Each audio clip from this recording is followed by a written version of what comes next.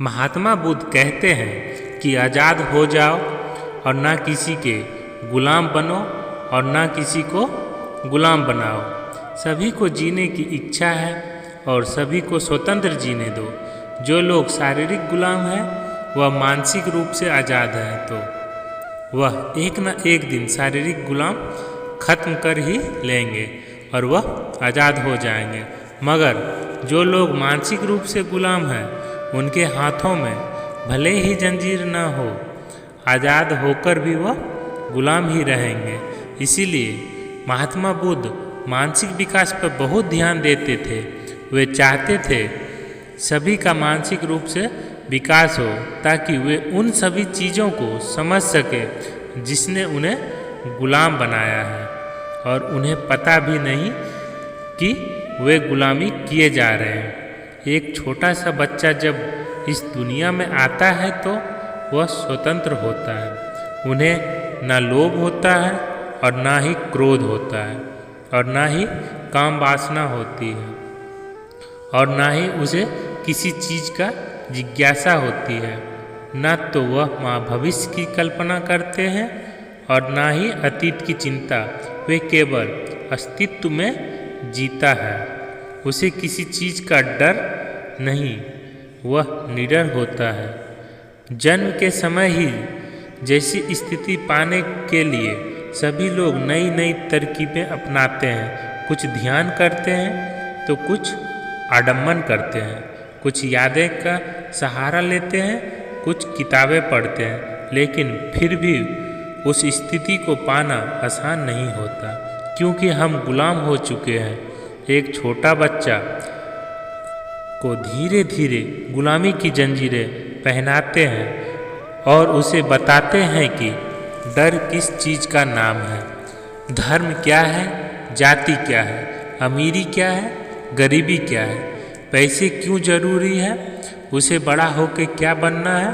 हम उससे कहते हैं कि क्रोध मत करो, झूठ मत बोलो, लेकिन धीरे धीरे उस बच्चे से सभी मौलिक चीज़ें छीन लेते हैं, उसकी आज़ादी छीन लेते हैं और वह डरता है कोई भी काम करते हुए।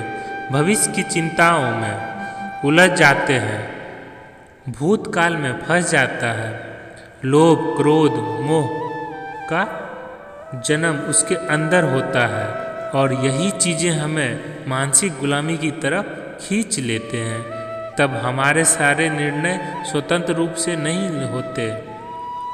हमें जितना सिखाया गया है केवल उतना ही सोच पाते हैं। महात्मा बुद्ध एक बार एक गांव जैसे जा रहे थे। वहाँ के सभी गांववासी महात्मा बुद्ध को पसंद नहीं करते थे।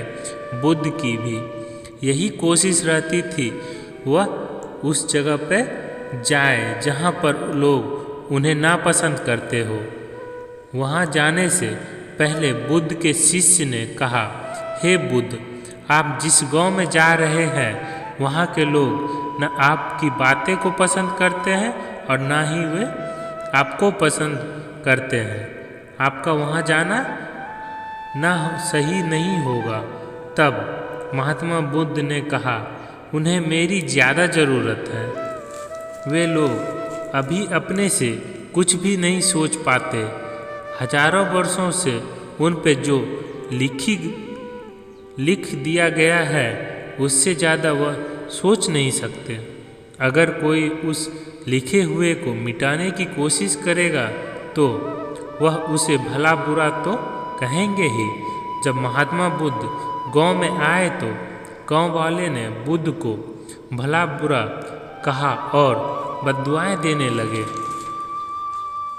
महात्मा बुद्ध गांव वाले की बातों शांतिपूर्ण सुनते रहे और जब गांव वाले बोलते बोलते थक गए तो बुद्ध ने कहा, अगर आप सभी की बातें समाप्त हो गया हो तो क्या मैं प्रस्थान करूं? बुद्ध की बातें सुनकर गांव वाले को आश्चर्य हुआ।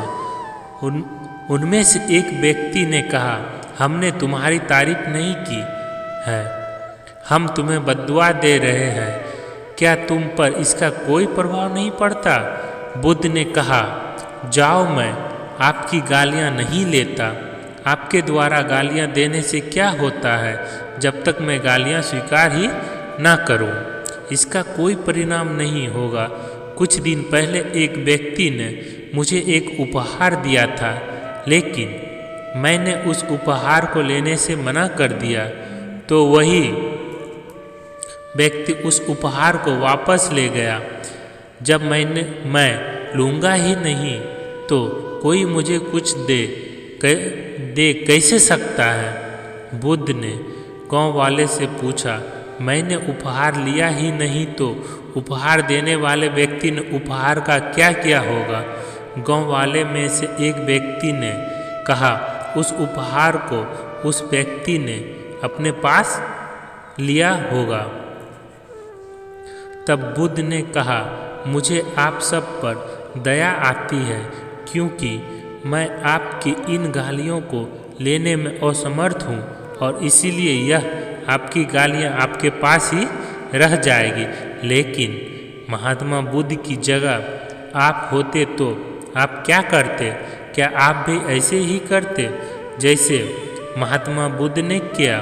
संभवतः आप नहीं करते। यह कार्य करने के लिए स्वतंत्र बुद्धि का होना आवश्यक है, जिस पर आपका नियंत्रण हो। मानसिक रूप से गुलाम व्यक्ति ऐसा नहीं कर सकता। आज के समय में अगर आपको कोई छोटी सी बात भी कह दे तो आप उससे लड़ने के लिए तैयार हो जाएंगे। सड़क पर दो आदमी आपस में टकरा जाएं तो वह एक दूसरे का सर फोड़ने के लिए तैयार रहते हैं। ना उसमें सहनशीलता है और ना ही उसमें ज्ञान की लड़ने से उन दोनों को ही नुकसान होगा और केवल नुकसान ही होगा। किसी का कोई फायदा नहीं होगा। फिर भी वे लड़ेंगे केवल अपने मन की संतुष्टि के लिए। और हम सब का क्या? हम भी तो यही करते रहे हैं, लड़ रहे हैं छोटी छोटी बातों पे, उन बातों पर जिनका कोई अस्तित्व ना है। धर्म के नाम पर, जाति के नाम पर, कर्म के नाम पर आपस में लड़ते रहे हैं। हमें इतना विवेक भी नहीं है कि धर्म के नाम पर तो कम से कम लड़ना नहीं चाहिए, क्योंकि कोई धर्म आपस में लड़ने के लिए कहता ही नहीं है। वे कहता है केवल प्रेम और शांति के लिए। वे भाईचारे के लिए कहता है। केवल जातियों के आधार पर लड़ना मूर्खता है, क्योंकि सब इंसान, सब मानव, सब जीव के अंदर एक ही ऊर्जा है। क्योंकि सब इंसान है, सब मानव हैं, सबके अंदर मानवता है और सबको एक ही ऊर्जा है। सबको समान आदर और सम्मान मिलना चाहिए। हम लड़ रहे हैं कर्म के आधार पर। मेरा कर्म श्रेष्ठ है, तेरा कर्म नीच है। मैं श्रेष्ठ हूँ क्योंकि मैं श्रेष्ठ कार्य करता हूँ। तू नीच है क्योंकि तू नीच कार्य करता है। यह गलत है। कार्य केवल कार्य होता है। अगर नीच कार्य कोई नहीं करेगा तो किसी को न किसी को करना पड़ेगा, और जो कार्य करेगा उसे आप नीच नहीं कह सकते हैं, बल्कि उसका आपको धन्यवाद करना चाहिए। क्योंकि जिस कार्य को आप नहीं कर सकते वह उस कार्य को कर रहा है।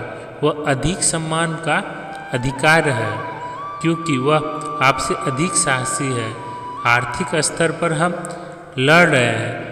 अमीर गरीब का सब छीन लेना चाहता है ताकि वह सबसे अमीर हो सके, जबकि यह सब जानते हैं कि इस दुनिया में बहुत अमीर लोग हुए जिनके पास बेशुमार धन दौलत थी, लेकिन आज वह कुछ भी नहीं है।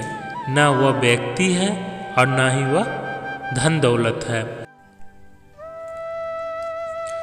सब खत्म होता जा रहा है, फिर भी हम लड़ रहे हैं दौलत के लिए। हम सब जानते हैं कि ईर्ष्या नहीं करनी चाहिए, लेकिन हम सभी ईर्ष्या करते हैं। अगर हमारा मित्र हमसे आगे निकल जाए तो संभवतः ईर्ष्या जाहिर नहीं करते, खुशी जाहिर करते हैं, लेकिन अंदर ही अंदर हम चाहते हैं उससे वह सब छिन जाए, लेकिन इससे फायदा किसका होगा?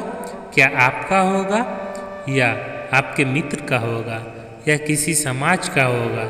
इसमें किसी का फायदा नहीं होगा सिवाय नुकसान के। लेकिन फिर भी हम हमेशा ऐसा ही करते हैं और ऐसा ही करते रहेंगे, क्योंकि हम गुलाम हैं, मानसिक गुलाम हैं। हम स्वतंत्र पूर्वक सोच नहीं पाते क्या सही है और क्या गलत है। हालांकि यह सभी इतनी बड़ी बातें नहीं हैं। इसके लिए आपको बड़े ध्यान की ज़रूरत पड़ेगी या इसके लिए आपको बड़ी बड़ी किताबें पढ़नी पड़ेगी या इसके लिए आपको गहन चिंतन करना पड़ेगा। लेकिन फिर भी हम सभी इन चीज़ों को नहीं कर पाते हैं और हमेशा इन्हीं चीज़ में पड़े रहते हैं, क्योंकि हम गुलाम हैं। सदियों से चली आ रहे सोच को हम हमारी मानसिकता को बदलने में असमर्थ हैं। हम जीवन भर उन्हीं चीज़ों को दोहराते रहते हैं जिनका बीज हमारे अंदर बचपन में ही डाल दिया जाता है और हमेशा हम